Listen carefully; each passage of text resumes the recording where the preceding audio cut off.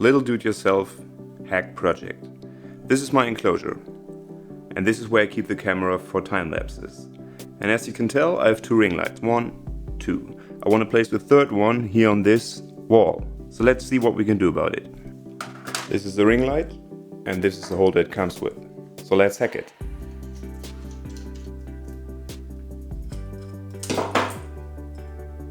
Creating sketches in Fusion 360 and extruding them.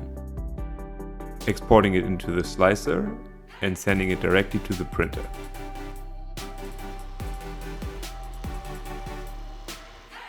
Let's quickly assemble it.